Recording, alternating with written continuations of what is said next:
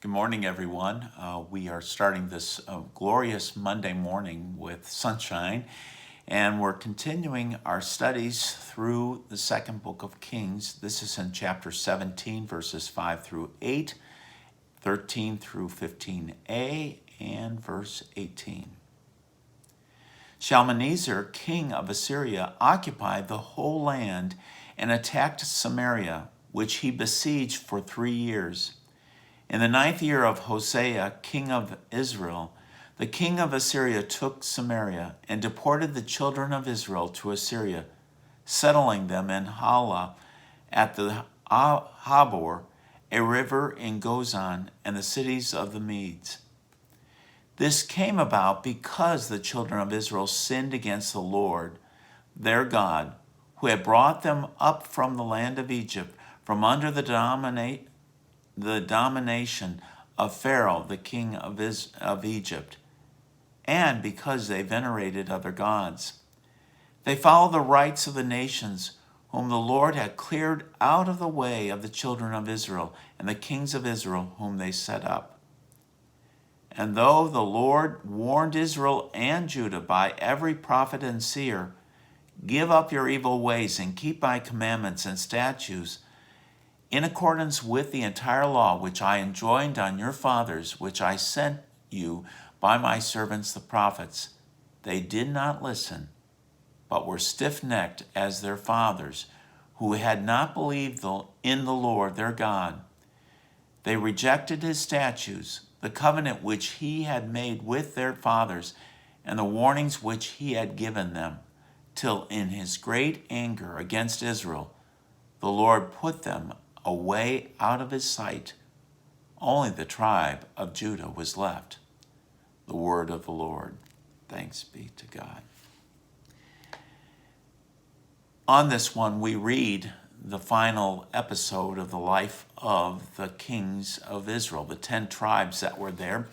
We're talking about a time period in which, 200 years from Solomon, when after his reign, the kingdom was split. The 10 tribes were in the north, 2 tribes to the south, and those 10 tribes lasted for 200 years and 19 kings, all of them evil. And on this one, there was a 3-year siege. Now, the Assyrians were willing to work at this. This was not an easy task.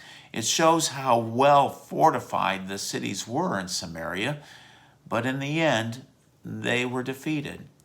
And when they were defeated, we have records from places that the way the Assyrians did this, they would put a fish hook inside their mouth and then strip them naked and parade them into the place where they were to be taken. It was a very humiliating way of doing this.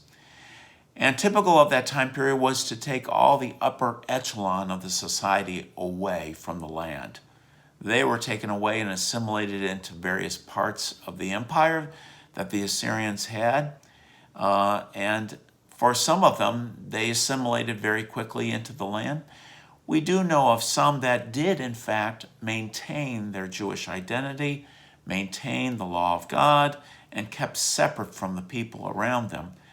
But many of them were scattered throughout the entire area. What is important in this passage of Scripture is the reason for this great catastrophe on the 10 tribes.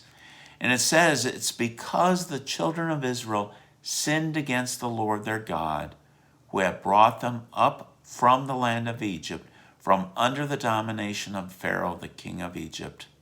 So that's the first one. They sinned against the Lord. The second reason is because they venerated other gods. They followed, for whatever reason, there was an enticement to be enticed to the gods that were in the area, the territories all around them. And instead of following the law of God, they followed some of these gods. And frankly, the religions of the area were not very, very helpful to humanity in general. It was the whole reason why there was chastisement in the land to begin with. But they followed after it and followed after the same practices. And because they followed those same practices, they were also cleared from the land. Now, in this next one, there is this next chapter of this next paragraph. It mentions that God had given prophets and warnings, plural, not just once, multiple times, warnings, letting them know, watch out for this. This is not going to end very well for you. And yet, in spite of that, they received the judgment that came upon them, and they were scattered about. It ends with only the tribe of Judah was left. And we know that that problem was not solved there either. There was enticements there. There would be renewal. There would be kind of a regeneration back to the fold, but then there would be others that would want to follow after pagan gods. This is the story that we have. It's part of our history, our story. Perhaps it's a story of what we're going through right now. I don't know. But it's a story of, I think, worth noting, taking note of it. It's easy to fall trap into other gods around us. And while we don't want to, it is a warning that is good for us to hear again afresh. Let's not follow after other gods. Let's follow after God and God alone. Stay safe, folks. Hopefully we see you soon.